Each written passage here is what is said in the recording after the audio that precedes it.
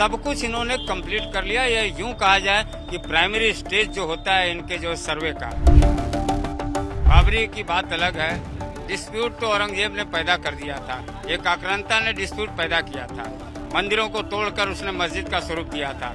इस्लाम भी कहता है कि उन जगहों पे नमाज अल्लाह जो है स्वीकार नहीं करता है जो परिसर विवादित हो, यहाँ जहाँ नमाज पढ़ने से लोगों को कष्ट हो। यहाँ करोड़ों करोड़ों लोगों को कष्ट होता है। अफवाह ये कि जहाँ पे अभी तक कार्रवाई नहीं हुई है वहाँ के बारे में कहा जाता है कि इतनी बड़ी मूर्ति मिल गई, इतना बड़ा त्रिशूल मिल गया। तो जहाँ अभी कुछ हुआ नहीं उसके बारे में अगर ऐसी बात होगी तो अफवाह ही कहा जाएगा। उन्होंने कहा कि अगर इस तरह की अगर पाया जाएगा तो हम लोग जो अपने को विड्रा कर लेंगे। अफवाह ये कि जहाँ पे अभी तक कार्रवाई नहीं हुई है वहाँ के बारे में कहा जाता है कि इतनी बड़ी मूर्ति मिल गई, इतना बड़ा त्रिशूल मिल गया। तो जहाँ अभी कुछ हुआ नहीं उसके बारे में अगर ऐसी बात होगी तो अफवाह ही कहा जाएगा। जब वहाँ हमारे आदमी हैं, वहाँ पर कल मैं भी था, 2-2.5-3 घंटा मैं भी था, हमारे साथ और भी वकील थे। उसके बाद फिर शाम को भी हमारा आदमी वहाँ था। तो ऐसा जहाँ अभी तो कोई कार्रवाई हुई नहीं उसके बारे में अगर कोई कहेगा तो ये अफवाह ही कहा जाएगा। कोई ऑफिशियल तौर पर कोई मीडिया, हमको लगता है कि नहीं तो मीडिया कहेगी तो ये नहीं आ रहा। कौन कह रहा है? व्हाट्सएप पे आ रहा है। अब सवाल तो आज के ज़माने में यूट्यूब और व्हाट्सएप पे लोग बहुत चलते हैं, और वो फिर हम देखेंगे, फिर दूसरा देखेगा, फिर तीसरे को वो फॉरवर्ड करेगा। अब उससे पब्लिक जब देखेगी तो पब्लिक में तो ये उन्माद आएगा ना कि भाई देखिए ऐसी बात है। तो इसीलिए उन्होंने कहा कि अगर इस तरह की अगर पाया जाएगा तो हम लोग जो अपने को विड्रा कर लेंगे। नहीं तो इस पर कैसे रोक लगाई जाएगी? कौन रोक लगाएगा? रोक लगा इसको प्रशासन शरारती तत्व लगा रहा होगा या तो इसको प्रशासन को इसे देखना चाहिए ना। ये काम तो प्रशासन का ना है, लॉ एंड ऑर्डर मेंटेन करने का काम प्रशासन का है।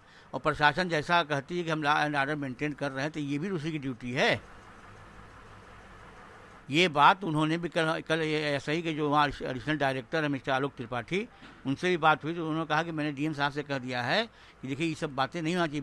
जो बातें अभी आप देखे होंगे परसों वाले में कुछ फोटोग्राफ आ गया, अभी वहाँ से बाहर कुछ आया भी नहीं, आ भी नहीं सकता, इसलिए कि सुप्रीम कोर्ट का जो ऑर्डर है कि जो भी रिपोर्ट होगी that should be filed in seal cover.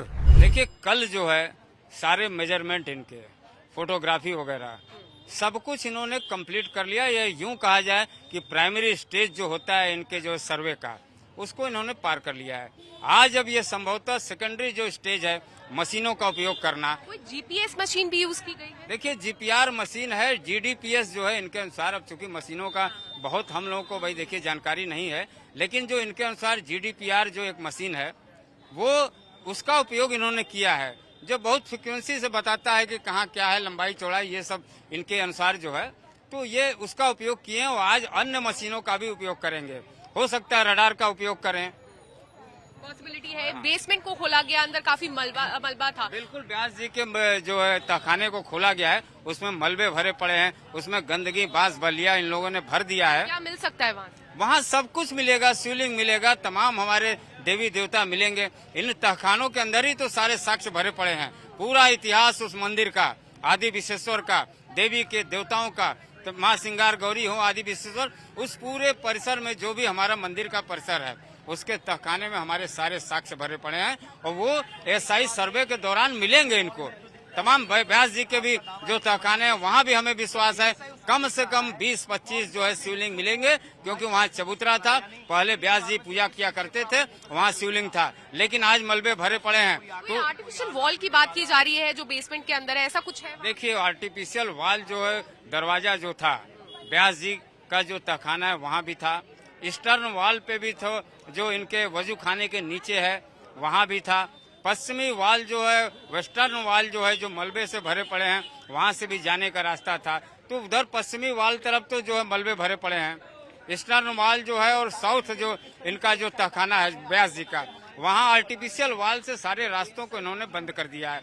यानी कि वजू खाना का जो ईस्टर्न वॉल से लेके और वेस्टर्न वॉल, पश्चिमी और पूर्वी जो द्वार हैं, जो दीवारें हैं, उनके बीच के जो जगह स्पेस है, उस स्पेस को तहखाने के रूप में सारी चीजें बंद कर दी गई हैं। इतिहास बताता है, हमारे पुराण बताते हैं, लोग बताते हैं कि वो जो सेंट्रल डोम हमारा मुख्य जो गुम्बज है उसके नीचे जो तहखाने हैं वहाँ से जो शिवलिंग है वो इतनी उसके नीचे भी तहखाने होंगे, वहाँ से बताया जा रहा है कोई खोखली सी आवाज है, ये हॉलो साउंड। बिल्कुल हॉलो साउंड आता है, ऊपर ढप ढप की आवाज आती है। अगर पैरों से उसको थपथपाया जाए तो ढप ढप की आवाज आती है। लोग बताते हैं कि वहाँ से रास्ते सीधे गंगा जो है, माँ गंगा जो जलाभिषेक सीधे शिव को करती थी आदि विशेश्वर के। तो सारी चीजें साक्ष्य आने दीजिए, सर्वे हो रहा है, सर्वे आगे बढ़ेगा, ये सारी चीजें निकल कर बाहर। और क्वेश्चन आपसे, ऑल इंडिया मुस्लिम बोर्ड जो है आज उन्होंने एक स्टेटमेंट जारी की है कहते हुए कि जितनी भी ये कोर्ट्स के ऑर्डर है ये इनकरेक्ट थे, ठीक नहीं थे ऑर्डर, और बाबरी मस्जिद के बारे में भी उन्होंने बोला, और हो सकता है कि बाद में और डिस्प्यूट हो जाए इन सब इस ASI सर्विस ऑर्डर से। आप इस चीज को किस तरह देखिए, बाबरी की बात अलग है, डिस्प्यूट तो औरंगजेब ने पैदा कर दिया था, एक आक्रांता ने डिस्प्यूट पैदा किया था, मंदिरों को तोड़कर उसने मस्जिद का स्वरूप दिया था। इस्लाम भी कहता है कि उन जगहों पे नमाज अल्लाह जो है स्वीकार नहीं करता है जो परिसर विवादित हो, यहाँ जहाँ नमाज पढ़ने से लोगों को कष्ट हो। यहाँ करोड़ों करोड़ों लोगों को कष्ट होता है, आप नमाज पढ़ते हैं, करोड़ों लोग दुखी होते हैं, आपका जो है इबादत जो है अल्लाह कैसे स्वीकार करेगा। इसलिए ये विवाद खड़ा करना, भाई हमने जैसे आपका काबा वैसे हमारा काशी है, हम तो काशी मांग रहे हैं, और आपके लिए कोई प्रेस्टीज इशू नहीं है। मस्जिदें कोई अल्लाह का देखिए घर नहीं है, नमाज पढ़ने का एक स्थान होता है, और मस्जिदें बदलती रहती हैं। मोहम्मद साहब, पैगंबर मोहम्मद साहब जिस स्थान पर पहला नमाज पढ़े थे वो स्थान पे आज मस्जिद नहीं है, तो वो जब रिप्लेस हो सकता है तो ये ज्ञानवापी कोई, वो भी किसी मुसलमान ने नहीं बनाया था। मैं औरंगजेब को मुसलमान मानता ही नहीं हूँ, वो एक आक्रांता था। आक्रांता के पक्ष में आप क्यों बोल रहे हैं? मुसलमान जो इस्लाम जो है शांति प्रिय मजहब है, शांति भाईचारे का मजहब है। ये आतंक हिंसा आक्रांता कहाँ से आया? इसलिए औरंगजेब को मैं मुसलमान मानता ही नहीं हूँ, कुछ लोग मानते होंगे। तो ऐसे लोगों की पक्षदार इनके पक्ष में खड़े होकर अगर कोई पर्सनल मुस्लिम पर्सनल लॉ बोर्ड अगर खड़ा होता है तो ये दुखद है। उनको धर्म भाईचारे मजहब शांति के लिए खड़ा होना चाहिए। जिस व्यक्ति ने अपने भाई का गर्दन जो है काटा, अपने बाप को जो है जेलों में डाला, अपने सभी भाइयों का हत्या किया, जिसने अय्याशी की सारी पराकाष्ठा को पार कर गया, आपका वो आइकान कैसे हो सकता है?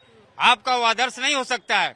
आपका आदर्श अब्दुल कलाम हो सकते हैं, आपके आदर्श दारा सिको हो सकता है, रसखान हो सकते हैं, रहीम हो सकते हैं।